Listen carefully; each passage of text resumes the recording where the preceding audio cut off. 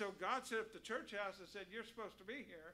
And then we found out the government in some states, they stepped in and said, no, you can't have church on Sunday. It's too dangerous. Somebody's going to get sick. Well, somebody might get sick at home. You know what I'm saying? I mean, there's no guarantee. I mean, I might have to go to the grocery store. I might have to get gas. I might get sick anywhere. And I'd rather take my chances not getting sick at church as I would at Kroger's or Walmart or the gas station or anything. Are you going to shut the whole country down?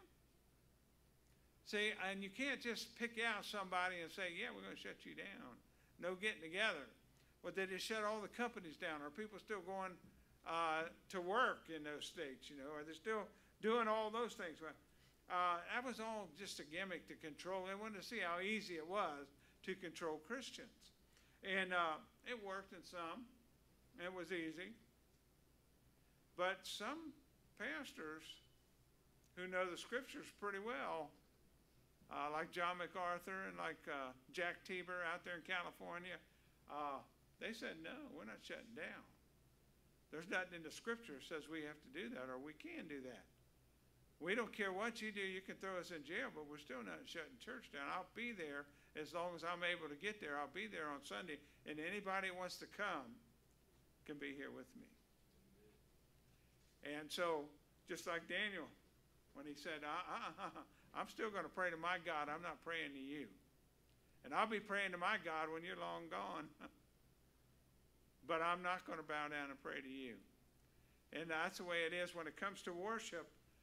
When it comes to serving our Lord, then we're supposed to serve him. And there's a time coming, like when the Apostle Peter says in Acts 5:29, and Peter and the other apostles answered and said, we ought to obey God rather than man. See, there comes that time when Peter says, we got to obey God in this. They said, you can't preach that name. You can't spread that doctrine in our cities anymore. You can't do that. That's a no-no. We forbid it. And Peter said, I understand that.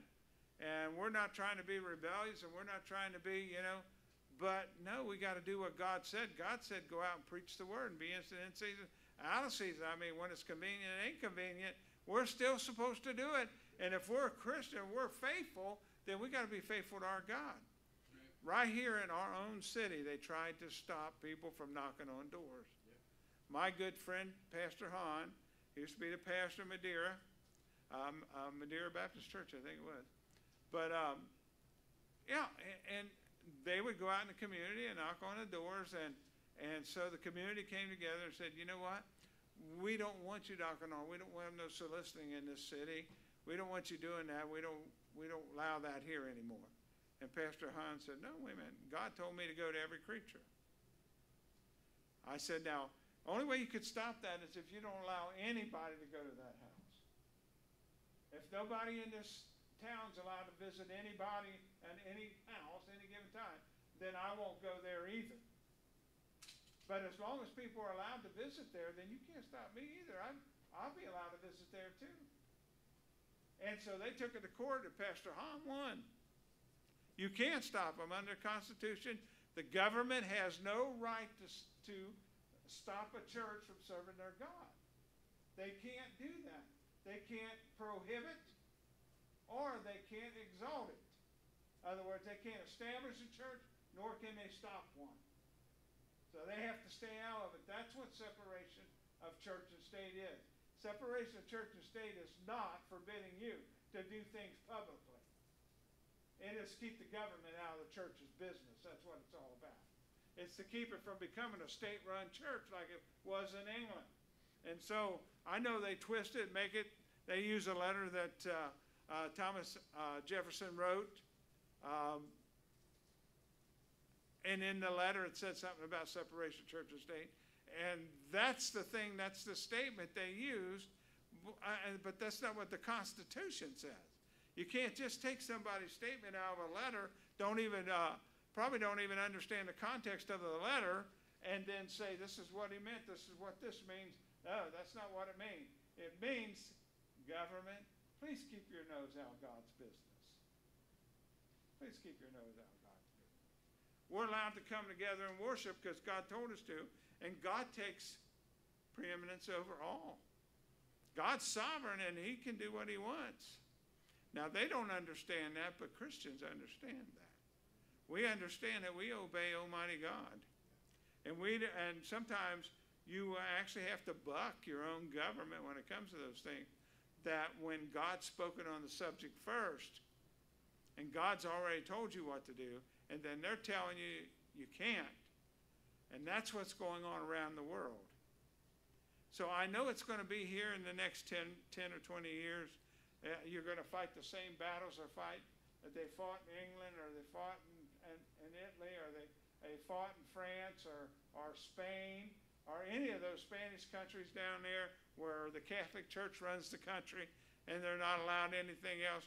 I mean, we used to smuggle Bibles in to Mexico, and we take those Bibles in, we go up in the mountains, those little villages, and I've took a load in there, smuggled them in. We had like 1,500 Bibles. We take them up there and we pass them out to the people. We have gospel meetings. But you know, right behind us after we leave, the Catholic Church comes in, has a bonfire. The priest comes in that community, has a bonfire in the middle of the town, gathers up everybody's Bible and throws them into the bonfire and burns them because they don't want the people to learn anything. They like to control. See, we got the best the Catholic Church has to offer here in America. It's not like that in other countries. In a lot of countries, witchcraft, everything in those churches. They do whatever. And, and we think they might be spiritual. There's not much spirituality there. Matter of fact, you go back and read history.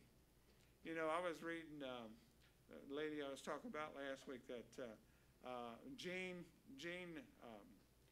Marie Guyon, I think her name is.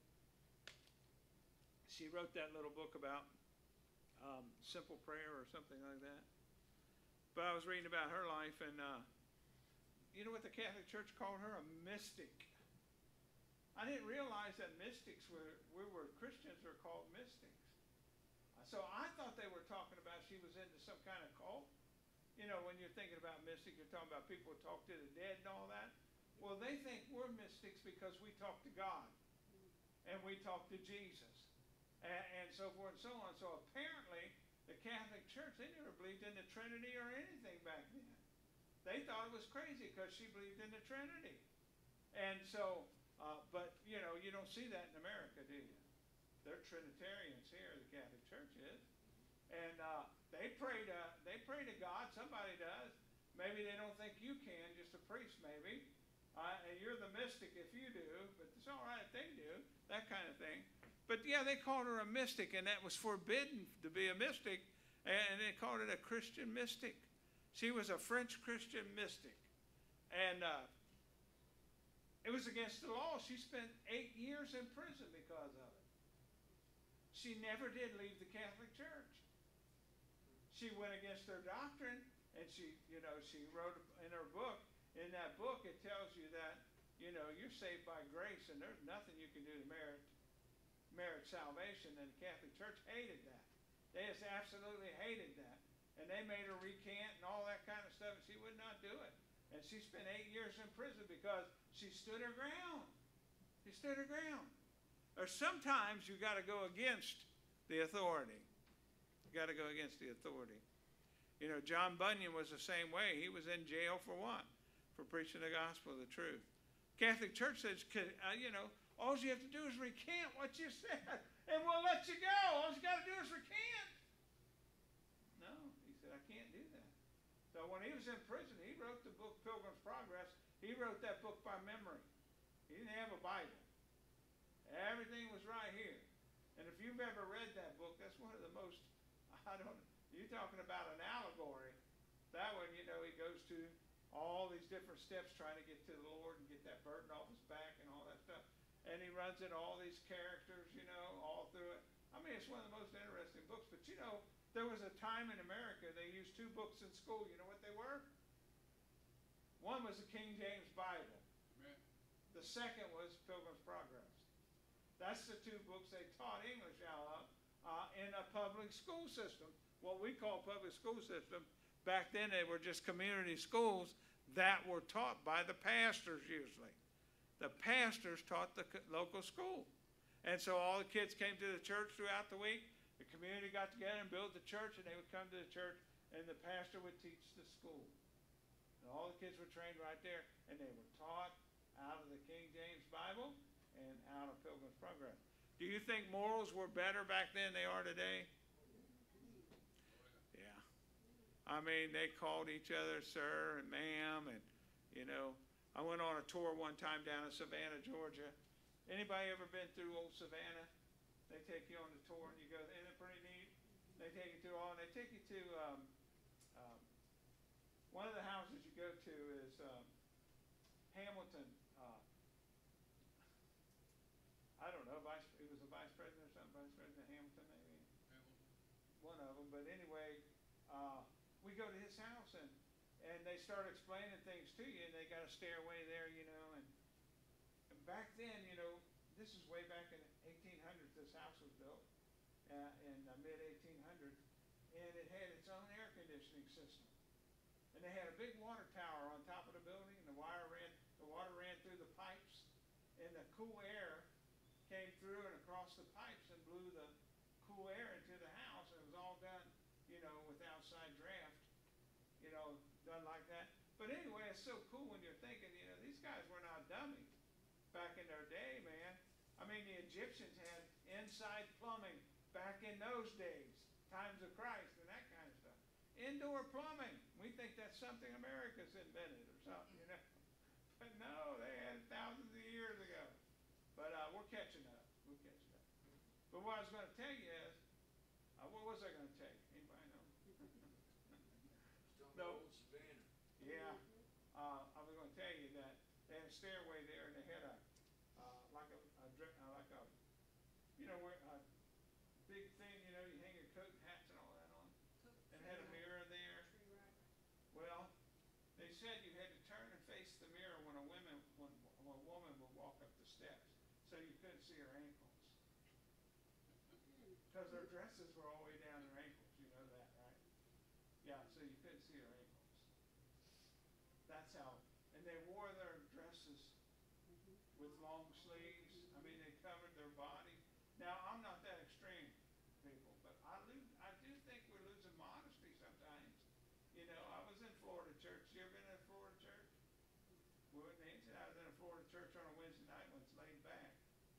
And the people come in right off the beach in their bikinis, and you have swimming suits, and we have watermelon, you know, after service there, and cut up a bunch of watermelons, and everybody out there. It's different, but we are losing some things, and we used to have come as you are on Wednesday too, and there's nothing wrong with that, but I don't think you want to take it that far, you know? And could you imagine, I mean, maybe this one comes in a pretty nice, fairly decent swimsuit, maybe even with a skirt on it, you know, you might get by. But the next one says she had a swimsuit on and she's got a string, you know what I'm saying? And maybe a piece of tape hiding something, I don't know, a little tape here. I'm just saying, ladies, you know what I'm saying? But, you know, where's modesty? You know, what happened to it? I noticed that on the boating, people walking in like that. Yeah. Saw some sights. There you go. But, and I was saying all this, that they had more morals back in the day. And they had more morals because the way they were taught and how they were taught and what they were taught from. You see, it makes a difference. This country is wild because they're getting away from what? Miss Donna? Pilgrim's Progress, is that book still around? Yeah. Do we get one here? I never heard of it. Probably do. But you can actually, if you want to watch this, you can go on, I'm pretty sure it's Hula. I watched it on the other day. You got Hula? Is it Hula? Hula?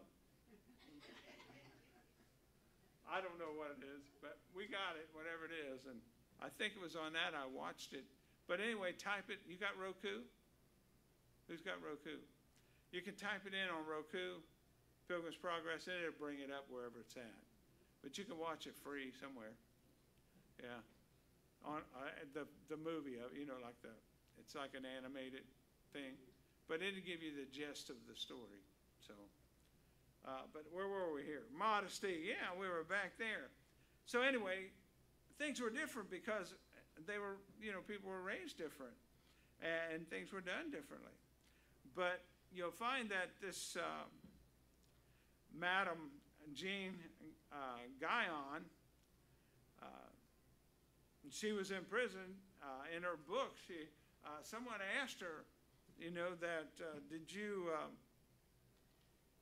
what do you think about your God now? I mean, he let you go through this 8 years in prison. What do you think about him now?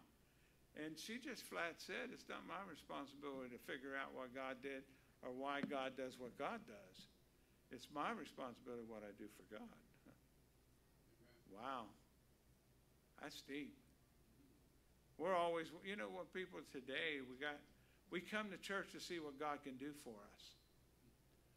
But they used to come to church to see what they can do for God. It's like President Kennedy, John F. Kennedy, when he became president, in his speech he said, don't ask what your country can do for you, but what can you do for your country? And that's the way church is. Don't ask what your church can do for you, but ask what can I do for my church? How can I make it better? How can I become a more functional part of it? So in Acts 25, verse number 11, for if I be an offender or have committed anything worthy of death, I refuse not to die. So this is the Apostle Paul, and he says, listen, he's confronting the king, and he's saying, hey, if I've done something worthy of death, I'm ready. Go ahead. I'll take the punishment. But he said, if I haven't, I refuse. He said, I refuse not to die if I have. But he said, and if there be none of these things whereof they accuse me, no man may deliver me unto them. I appeal unto Caesar. So what Paul was saying, yeah, if I've done something worthy of death, go ahead and you can take my life or imprison me or whatever. But I haven't done any of those things they accuse me of. Nothing. And because I haven't, I'm going to use the system. So I'll use the law here in my favor. I'm going to, as a Roman soldier, appeal unto Caesar. So he makes his appeal unto the king himself. The main king, which is Caesar. And we can use our government. It's here for us. We're part of it. We're American citizens, and we're allowed to use the law in our favor too. And we have Christian law associations that protect, or try to, protect our rights as Christians. And they will come and fight for you.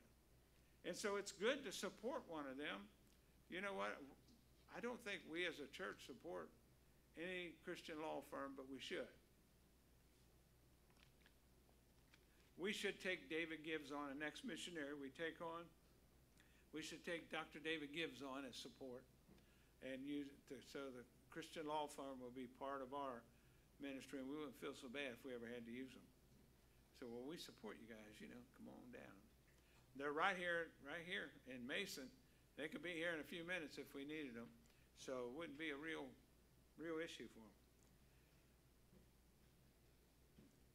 Verse number 6, Romans 13:6. For this cause pay ye tribute also, for they are God's ministers, attending continually upon these very things. So here he tells them to pay tribute also. So tribute's just a tax, that's all. So there are taxes, there's customaries, they call them, there's you pay honoraries and different things of that nature. And he reminds us that, if you were to see verse number 7, see if I got it here. Verse number 7 gives a better example where it says, owe no man anything. Render therefore to all their dues, tribute to whom tribute is due, custom to whom custom is due, fear to whom fear, honor to whom honor. So you can see that we're supposed to pay our taxes. We're supposed to, whatever the government requires out of us, we're supposed to do it. Now, I've seen movements in our Christian faith where they refuse to pay taxes. And I know one church in Indianapolis, and I always thought the guy was a great preacher, and I never understood his thinking, but he just believes somehow you don't have to obey the government. You're your own entity. And they have no power over you. Well, he found out real quick they do. He wouldn't have his people. He said, you don't need a marriage license. He'd marry them without a license. He'd say, you don't need a driver's license. You're part of this entity. You don't need a driver's license, and they wouldn't get a driver's license. I mean, it was things like that, and you don't need to pay taxes. And so when the government did come in, they let him go for a while. When they did come in, they took everything. Took all the property, the church building, shut him down. They took everything. He went to prison. So here's the thing. Let's say federal income tax, for instance. Federal income tax is illegal. It was never ratified by our Congress. It was never made a law. It's illegal. But the government says you have to do it. So even though it's illegal, there's nothing under the Constitution that tells you that you can get by with not doing it. So because the government says you have to pay taxes, you pay your taxes, because if you don't, you're going to feel the wrath of who? Your government. They're going to come down on you. And I want to tell you, you're going to wind up paying your taxes, okay? Plus, they're going to take something. So just look at the celebrities. What's the old guy that sings? Willie Nelson. I was going to say Neely Wilson. Yeah, they got old Willie Nelson, man. They was going to bury him. I think George Jones might have stepped in and helped him pay his taxes. There were some people who stepped in and helped him. But you can't get by with it, folks. I'm telling you, no matter how unlegal you might think it is, and it may be, and I'm not even here a lawyer, I'm not going to fight the issue. I'm just going to tell you, if the government says you pay it, you're going to pay taxes, or you're going to find the wrath of your government. So pay the taxes. And that's what God says here. God says pay it. Pay the tribute. And I'm sure they didn't have a constitution. They just had a government that says, you owe us this, and you're going to pay it. And so he says pay it or suffer the wrath. But no, pay it. If it's required, you pay your taxes. So he says in Numbers 18:24, but the tithe of the children of Israel, which they offered as a heave offering unto the Lord, I have given to the Levites to inherit. Therefore, I have said unto them among the children of Israel, they shall have no inheritance. So because the Levites were the servants of God and served God, they didn't have an inheritance. In other words, they didn't work a legal secular job. They worked for the Lord. And the other 11 tribes paid 1/10 of all they had to the Levites, so the Levites could take care of the things of God. That was one tithe. They had 3 tithes. The next tithe was a wave tithe, or wave offering, or whatever it was, went to the government like a tax or a tribute. And it was 10%, just like the other tithe. And it was to support their government. So that's what supported their military and supported their judges and whatever else they had, their courts. And then they had another tithe that was for the poor. And that tithe was a 10th also. And some of these might have been more than a 10th, because I figured it out one time when I was doing a study on it. It's 33% of your income went to tithing. So when you got your church, you got the poor, and you got the government. Now, we complain about our tax, but I don't know if our tax as a regular individual is going to be any higher than that. And it shouldn't be. But God would probably say, that's not too bad, folks. So we're not doing too bad, I don't think. Now, the problem is in America is everything's taxed. So I'm sure in Israel you didn't go down the street and buy something and they tax you on it, then sell it to somebody and they tax them on that, and then they come back and say, I'm going to tax you on the value of it. You got it sitting in your driveway, and then Next year you wanna license it, and they're gonna tax you on it to license it, because you gotta pay a license tax, and then you're gonna get driver's license, and pay a tax, and then you buy tires, and you got a sales tax, then there's an excise tax, and then there's a tax to get rid of it, you know, and then they sell you a warranty, to protect it. That might as well be a tax too, because it's all, you know, everything is added in there, and when you think about all the taxes that an individual actually pays, you're giving way more than 50% of your income. Everything's a tax. And you got property tax, sales tax, you know, all these different, and every little thing, you know, like when you do business with the government, like when we have a tent meeting, we have to pay like, say $500 right up front just for a permit to put the tent up. Yeah, in our own parking lot, yeah. And then we have to have these inspections like the fire department, and we have to pay for that, and we have to have these guys come down, and then whatever else. But anyway, after you get all that, and you get one from Hamilton County, then you get one from Delhi Township, and then you get one from the Delhi Township Fire Department, and by the time you get done, you got all this money tied up, and you ain't done nothing yet.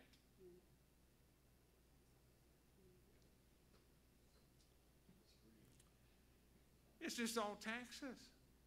But we do it because why? That's what the law requires. You give tribute to who? Custom to who? Honor to who? And so that's what we do. So in Malachi 3:10, it says, bring ye all your tithes into the storehouse, that there may be meat in my house, to prove me. Now herewith saith the Lord of hosts, if I will not open you the windows of heaven, and pour you out a blessing, that there shall not be room enough to receive it. So the promise is, even back then, the promise was that if you bring your tithes in, the Lord will bless you for it. And I believe the Lord blesses you for tithing in your church. But the Lord blesses you for paying your taxes. The Lord blesses you for all the other things that you might do. That's even outside of, you know, your church, that you might give money toward, if those are the things that the Lord requires you to do. Now, a lot of people think tithing is only for Christians. No. When God talks about giving, he says every man. He doesn't say just Christians. He says every man should give. Every man. And that God would bless every man that gave. So God is saying that I don't just bless Christians. If you're in this and you give, and you're doing this from your heart, whether you're a Christian or not, I will bless you for it. And God does. You ever wonder why the rich just keep getting richer? They're givers. They invest in everything. And so they give a lot of money away. I know years ago I was working for this. I was taking care of some apartment buildings up there in Mount Adams, and I was working for Gould's Realtor, and he's an old Jewish fellow. He was about 83 then. And he used to come by. He was funny because, I mean, this he had a vision for the future now. He's 83 years old, okay? He's thinking about 20 years down the road. He had a Cadillac. He loved the old Cadillac convertible. He'd come and get me, and he'd say, hey, Harry, you drive. I'd jump in, I'd drive the car for him. We'd drive around Mount Adams, and he'd look at these properties. He said, I want to show you something. What do you think about this? And I said, man, that's a nice piece. I said, I could see, you know, a condominium sitting there overlooking the city. And he'd say, you know what that's going to be worth 20 years from now? And he just bought it to me. And he's telling me what it's going to be worth 20 years from now. I'm sitting there thinking, why do you care? You're not going to be here 20 years from now. Why do you care what it's going to be worth? We might be, so. So anyway. He might be going to give it to you. There you go. Well, one of them was an old church I've been in. He bought that old church, and we tore it down. So I don't, you know, I always thought, I told some of the guys, I didn't tell him, I told some of the guys I work with, I said, I'd like to have the old church right where it sits. I turned it into Church's Steakhouse, overlooking the city, you know, and they got a big porch where you walk out, and I'd have tables out there, where you can sit out there and look at the riverfront and all the, you know how pretty it is from Mount Adams overlooking the city. said, this would be Church's Steakhouse right here. We'd have the best church of steaks in town.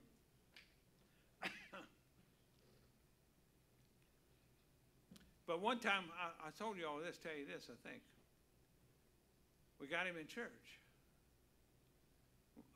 The guy I actually worked for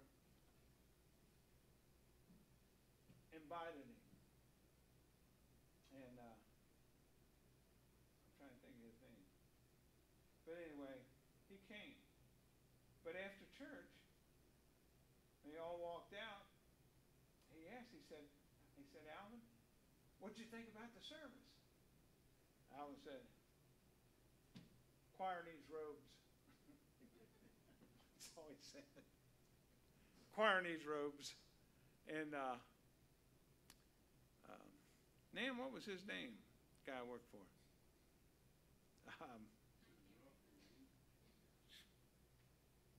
Anyway, he said, well, Alvin, won't you buy him some? And he said, tell him to get in line. What he was saying is there's a big line waiting for me to buy stuff. So rich people, they have people there all the time wanting money. There's a line you have to get in if you want something from them. And so he was kind of funny, but I understood him. But God blesses everybody that gives. Jewish people know that more than anybody. I had a Jewish fella, he was a doctor. And I was looking for some building materials. I was rebuilding the baptistry down in Addiston. And I'm building a wall. I needed some wood to trim it out and everything. Anyway, this guy had this, in the marketplace, he had, whichever marketplace it was we were looking at, but he had this material he wanted to give away to somebody. And, or he wanted to sell it cheap or something. But anyway, I went down there to see him.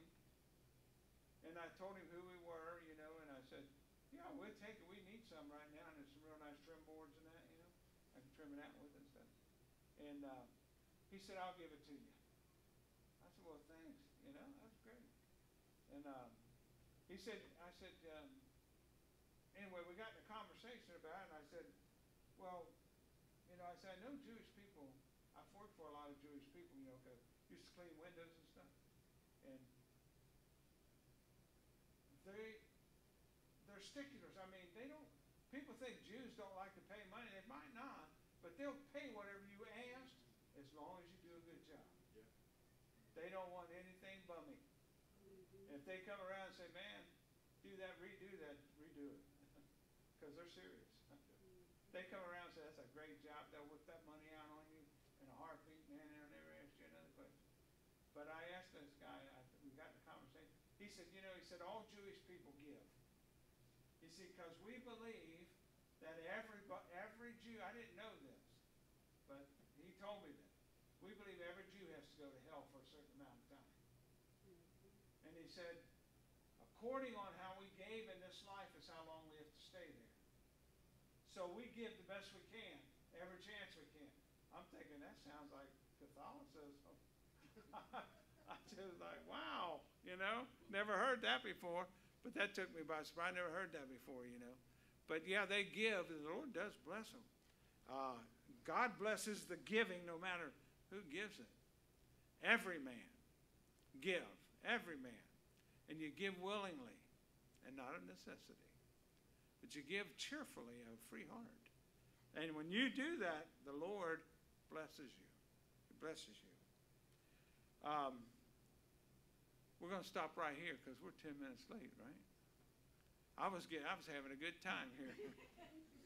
If we get thinking about these different stories, I've done a lot of things in my life, I think. I got stories. But I start thinking about them, they come to you, you know, when you get into it. But any discussion or anything? Anybody here haven't given enough, you're going to have to spend 100 years or so in hell? Anybody like that? Huh? There was a nursing home used to sit over there at the corner of Phillips and Oberon. Yeah. And the girlfriend I was dating at the time, she went there. She got me a job going in there and taking all the oak doors. It was owned by a Jewish guy, maybe 30 years old or something like that. And good money, but after I was done, he come, he looked at them, inspected them, looked at them, inspected them, before he paid me. But you were right, I mean, Amen. they'll pay you good money, man, as long as you do a good job. Right, they will. They're not bad people to work for, really. He didn't bother me or nothing. Yeah. They got a bad name, like, that's why they, they think they're called Jews, because they Jew you down, but not necessarily. And the old guy ran a junkyard down there on Wooster Pike, Marion's Junkyard. If you got there on Monday morning, if you're the first customer, he believed in all his heart he had to sell no matter what. He had to sell something to the first customer. If you're the first customer, you can buy it for whatever you want to buy it for. He's going to sell, he's going to let you have it. Because he believes if he don't make that sale, his week's going to go bad. So he's got to let you have it. So my father-in-law always went down there on Monday morning, right at opening time, so he could get a deal on something, that he needed. So he's the one that taught me that. So he said, we got to be there at Marion's when they open because he knows he has to sell this. So, anyone else? Who wants to dismiss us in prayer tonight? Johnny?